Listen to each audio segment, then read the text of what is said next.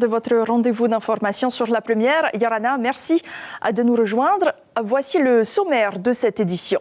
C'est une mesure qui inquiète patrons et économistes. Le panier bloqué envisagé par le gouvernement pour faire face à l'inflation qui a atteint plus de 7% sur un an en août est déjà critiqué. Après les derniers remous politiques, tous les yeux sont rivés sur les prochaines territoriales. Un enjeu considérable à la veille d'un scrutin aux multiples inconnus. Les tractations ont démarré. Le Amutir Anutenuna à Maori, inexistant désormais dans l'Assemblée de la Polynésie, tente de revenir au devant de la scène. On en parle avec son président, Gaston Floss, et l'invité de ce journal. Les collégiens de Tiperui ont retrouvé les joies du cross. La course a réuni des centaines d'élèves au parc Paufei. Et enfin, si les raisins de table voyaient le jour à Tikehau, un projet est né dans la station de la direction de l'agriculture. 300 pieds de vignes ont été plantés l'an dernier, répartis en 15 variétés. Rendez-vous à la fin de cette édition de notre rubrique à Haïfénois. Face à la montée des prix, le blocage des prix est-il véritablement salvateur pour le portefeuille des plus modestes? Si la mesure a été annoncée par Édouard Fritsch la semaine dernière, rien n'est encore sur papier au ministère. Elle fait néanmoins réagir le monde patronal et les spécialistes de l'économie. Ils s'interrogent et mettent en garde surtout sur les effets pernicieux dont elle pourrait être la cause. Car si le contrôle des prix est une urgence sociale, cette piste est selon eux contre-productive. Les détails avec Nicolas Suire et Heidi Henko. Déterminer un panier de produits dont les prix seraient bloqués. C'est l'une des mesures annoncées par le gouvernement la semaine dernière. Pour l'heure, rien de concret. Le ministre de l'économie dit vouloir rencontrer importateurs, distributeurs, commerçants et patrons afin de peser les effets collatéraux d'une telle action. Pour le porte-parole de la Fédération générale du commerce, il s'agit d'une très mauvaise mesure. Dès lors que l'on contraint le prix, on va contraindre aussi les marges. Les marges servent à couvrir les charges, les salaires, donc les employés, les loyers, les impôts. Et puis si à la fin le commerçant, l'opérateur ne trouve pas son compte, il n'a plus qu'à fermer. Tous les économistes seraient d'accord avec cet argument. Plafonner les prix pourrait ne plus inciter les producteurs à offrir. Et puis, il risque d'y avoir des contournements de la mesure. Si les prix sont bloqués, les producteurs, les importateurs, les distributeurs peuvent se tourner vers des produits de moins bonne qualité pour compenser et garder des marges. Et puis, ils peuvent essayer de promouvoir des produits différents qui, eux, ne sont pas bloqués. Donc, bref, il y a toute une série de stratégies de contournement possibles. Enfin, selon l'économiste, un blocage des prix est surtout un échec total au moment de sortir du plafonnement. L'effet de rattrapage engendre alors des hausses de prix colossales. Le gouvernement espère néanmoins rencontrer les différents acteurs pour trouver un accord sur une liste de produits avant la fin de l'année. Qui sera main dans la main en 2023? Une question sur toutes les lèvres depuis quelques semaines. Chacun tente de démontrer son poids électoral à la veille du plus grand rendez-vous. Le parti Heura les Verts estime même qu'avec 2000 voix, il peut avoir un rôle clé car 2000 voix peuvent permettre d'obtenir la prime majoritaire. Vous l'aurez compris, les formations politiques sont en pleine concertation et les alliances se profilent doucement mais sûrement. Caroline Fary, Patrick Sing Sing. Oui, nous avons l'intention, bien évidemment, d'être présents avec d'autres à l'occasion de prochaines échéances. La porte est ouverte, le mercato politique peut commencer. Chez les autonomistes, la troisième voie se dessine. Ahereia Porinetia ne voit pas d'obstacle à une alliance et pourquoi pas avec les récents démissionnaires de la majorité Tapura. Ahereia Porinetia va proposer à la population un nouveau projet pour la Polynésie française et s'il y a des personnes qui veulent discuter autour de ce projet, évidemment nous sommes très ouverts. Nous ne sommes pas du tout fermés à la discussion. Par contre, contrairement à ce que j'ai entendu tout à l'heure, ce n'est pas la question des places qui primera. Si c'était la question des places, il fallait mieux rester au Tapura. On est là pour proposer de nouvelles choses et si nous sommes tous d'accord sur le projet à proposer, pourquoi pas. Le Rassemblement national local Tenati, fort de l'accession d'Éric Minardi au Parlement européen, a signé avec le Hauma Heutiama de Tawiti Nena. Nous sommes persuadés que la prochaine majorité territoriale va être une majorité plurielle. Ce sera une union de partis, forcément. Déjà, nous avons contracté cette alliance avec Hauma Oitiama. Nous sommes toujours sur la phase de rencontre avec d'autres partenaires, notamment des maires. Heyoura Les Verts envisage de donner ses 2000 voix des dernières législatives au Tavini, avec en ligne de mire la prime majoritaire et surtout un combat écologiste plus que jamais d'actualité. Aujourd'hui, nous avons de jeunes élus à l'Assemblée nationale qui sont sensibles, beaucoup plus certainement que les anciens du Tavini, sur notre engagement par rapport à l'écologie. Nous avons donc rencontré le président du Tavini, Oscar, entre les deux tours, pour lui signifier que nous allions soutenir les candidats du Tavini, et on s'est donné rendez-vous pour se revoir après, et donc on attend le retour de leur déplacement à New York. Chez les Bleus, on entend rassembler les peuples et pas les partis. Si le transfuge du Tapura Putaitae rejoint le Tavini, il ne figurera pas sur la liste au prochain scrutin, foi de députés. Nous, on a toujours été clairs. Sur les listes présentées par le Tavini Huirattira, donc on a eu des listes en juin 2022, il n'y a eu aucun condamné. On aura des listes au territorial de 2023, il n'y en aura aucun condamné. Ça sous-entend donc que Putaitae ne sera pas sur la liste du Tavini Huirattira au prochain territorial. Aucun condamné, pas comme le Tapura Huirattira qui a des dizaines de condamnés dans son parti politique. À vérifier lors des prochaines territoriales qui s'annoncent riches en surprises politiques. Et on en parle avec notre invité Gaston Floss Yorana. Merci. Merci d'avoir accepté notre invitation ce soir. Avant de parler stratégie politique, vous êtes déjà inéligible jusqu'en 2025 car vous avez été reconnu coupable pour abus de confiance et détournement de biens publics dans l'affaire de la citerne d'Erima. En toute logique, vous ne vous présenterez pas, donc vous ne mènerez pas la liste du Amouithir à l'année prochaine. Qui prendra votre place ? C'est vrai que la justice continue à s'acharner contre moi et pour une affaire de bail, 5 ans d'inéligibilité encore, ce qui veut dire que jusqu'à ma mort, je ne pourrai pas continuer, je ne pourrai pas être tête de liste, mais je continuerai mon combat politique pour un État souverain associé à la France. Alors on commence à me faire peur. Si vous continuez, vous irez en prison. J'ai été condamné à 1 mois de prison ferme.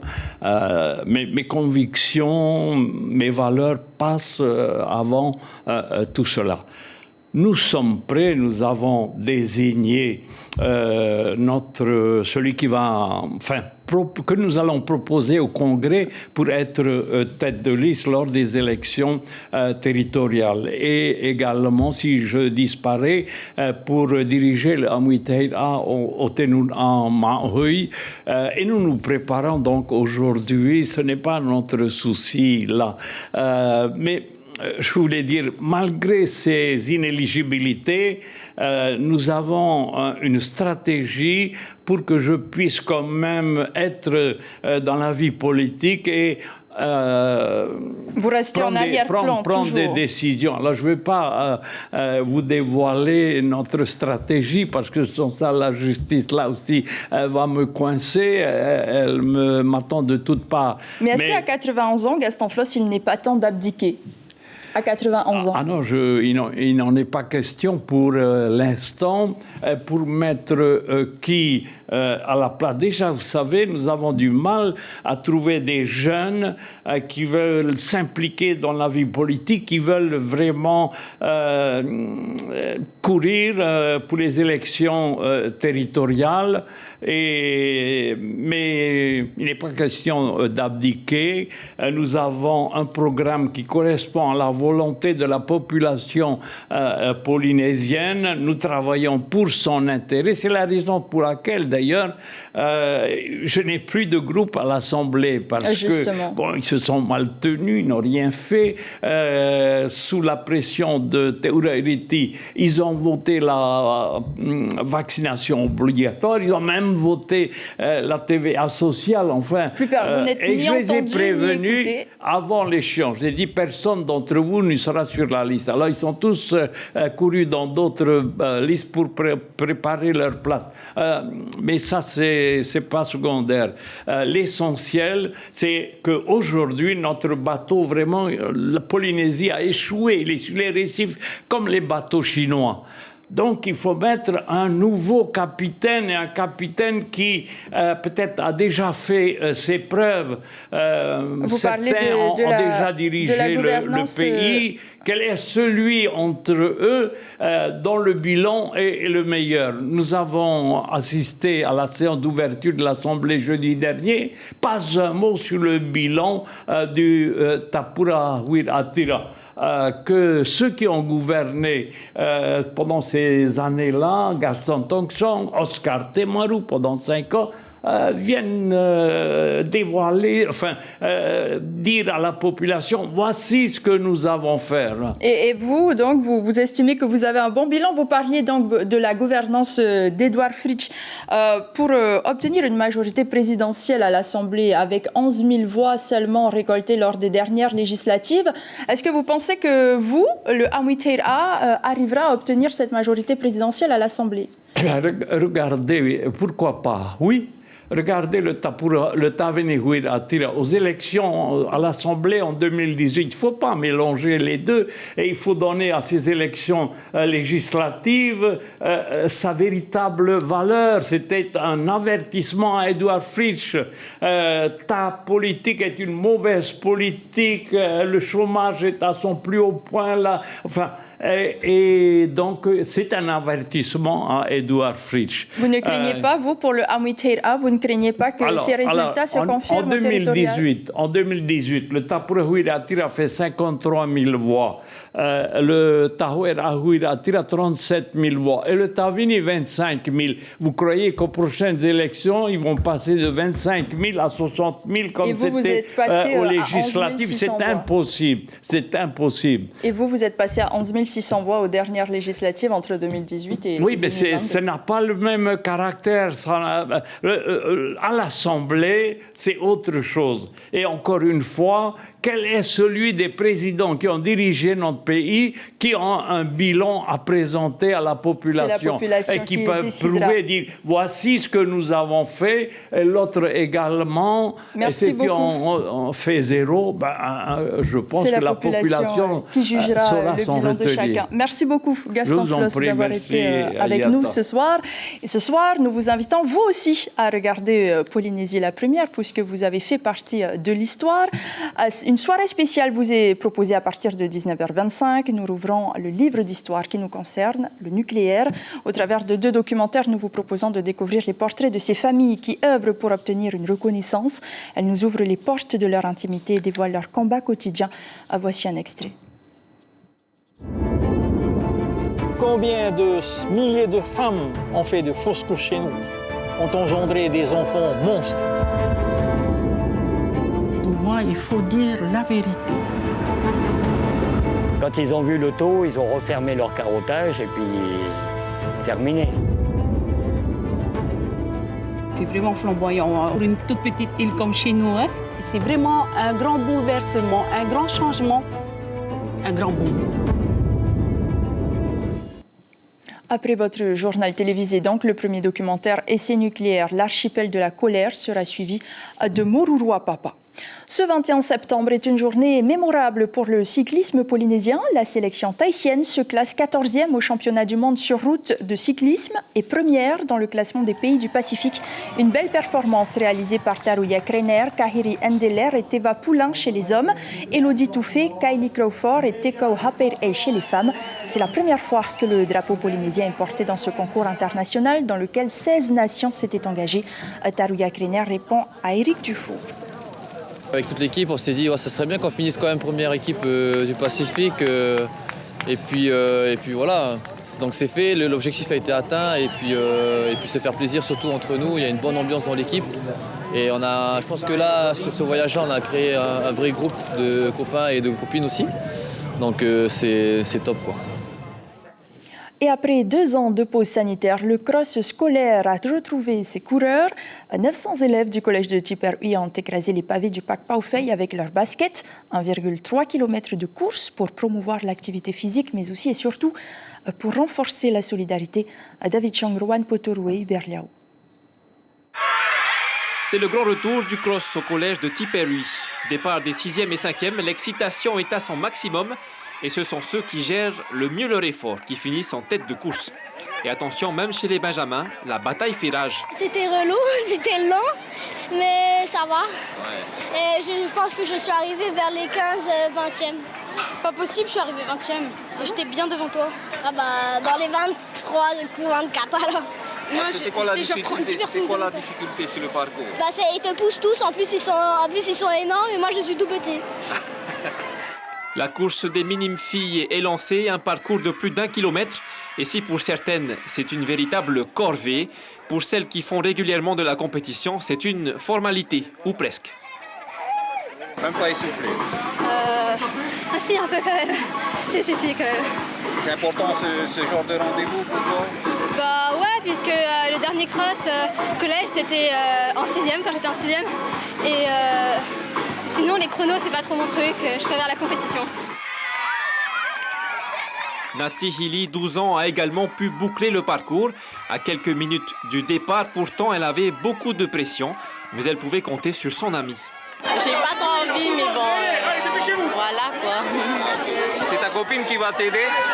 Oui, je l'ai dit. Tu vas arriver à faire les 1 km 3? Ouais, je vais essayer. Comment? À fond, tranquille? Je vais aller tranquille pour elle, après je vais l'aider seulement. Tous les élèves doivent pouvoir faire du sport, alors le collège s'est organisé pour que Nati Hili puisse participer. Alors cette année, ils ont décidé de faire ça dans le parc Paofey. Il fallait lui trouver un espace, on va dire, adéquat. Les élèves qui ont réalisé les meilleurs temps participeront aux prochaines courses scolaires régionales. Et le championnat de foot U19 continue ce soir. Fidji a battu la Calédonie 1-0. Et en ce moment même, Tahiti affronte l'équipe néo-zélandaise. Et si Tahiti gagne ce soir, sachez qu'il participera au prochain championnat du monde en Indonésie. La sélection pour le concours des voix d'outre-mer a débuté au Conservatoire artistique de Polynésie. 12 candidats sont entre les mains de Fabrice Di Falco, fondateur même du concours, pour des masterclass cette semaine. Vous le savez, chaque année depuis 5 ans, cette compétition permet à des chanteurs lyriques de se dévoiler. Diffusée en direct sur notre antenne, mardi, la finale permettra de connaître le nom de celui ou celle qui représentera la Polynésie à la grande finale prévue le 4 février à l'Opéra national de Paris. Fabrice Di Falco nous en dit plus sur ces masterclass au micro de Patrick Sing Sing. Moi, je prends le temps avec chaque candidat. Je prends le temps avec chaque candidat parce que chaque candidat a une vraie personnalité. Il faut savoir prendre du temps et donner du temps à l'autre si on veut que l'autre puisse s'émouvoir, s'émanciper, se rendre libre. Et donc, j'essaye en quelques jours de trouver des déclics chez les candidats afin qu'ils puissent se sentir encore de plus en plus légitimes à chanter de l'opéra. Escale à Tikehau pour clore ce journal. Là-bas, une station de la direction de l'agriculture, ancienne antenne du SDR, a pour mission d'établir les références techniques pour la culture du raisin de table. Mais dans ce grand jardin aussi poussent bien d'autres merveilles de la nature. Visite guidée avec Marouki Duri.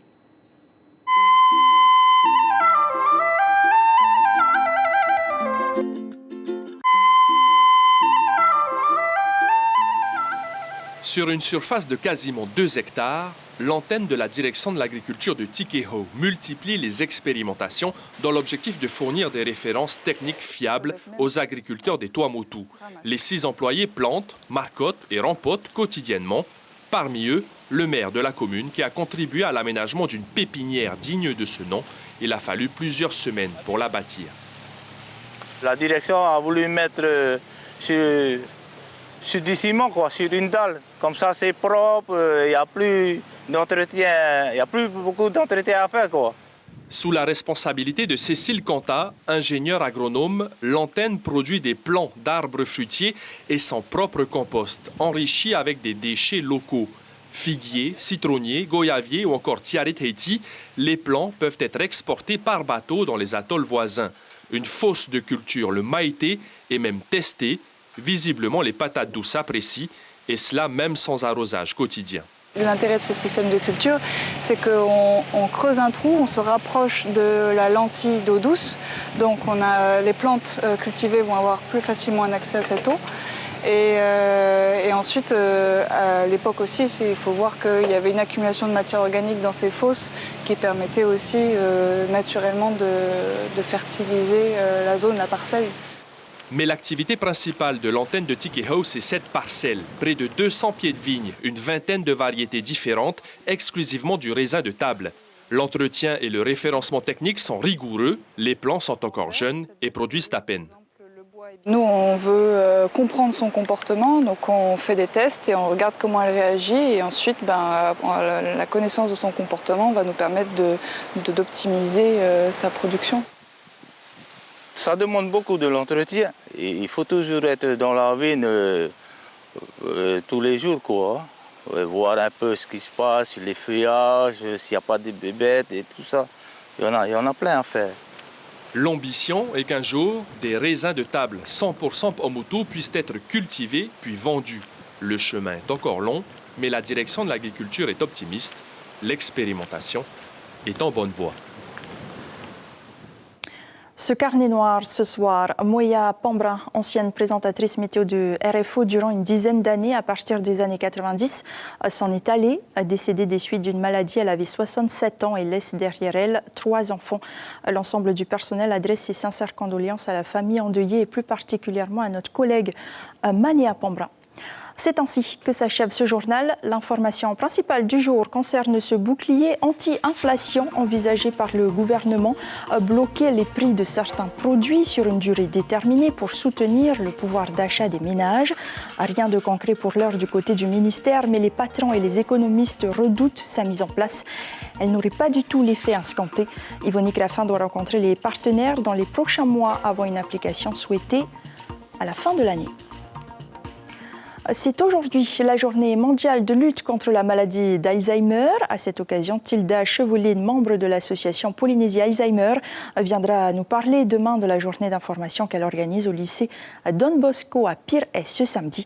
Elle sera l'invitée café de la matinale radio. À la une de votre quotidien Tahiti Info, demain, encore un projet au Tara. La une de Tahiti Info à suivre sur votre antenne. Je vous le disais, 2 documentaires consacrés aux essais nucléaires, puis Patitifa vous emmène à Bora Bora, qui est, selon Antoine Laguerre, un laboratoire à ciel ouvert qui montre la voie pour l'ensemble des milieux côtiers tropicaux à travers le monde. Merci de rester fidèle à votre chaîne publique. Très belle nuit et à demain.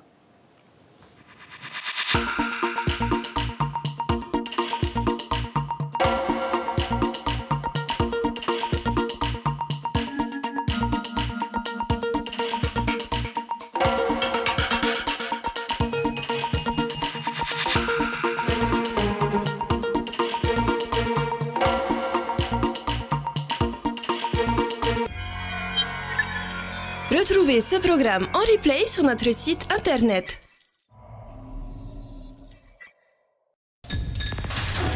L'information en continu sur Polynésie la première, internet et réseaux sociaux.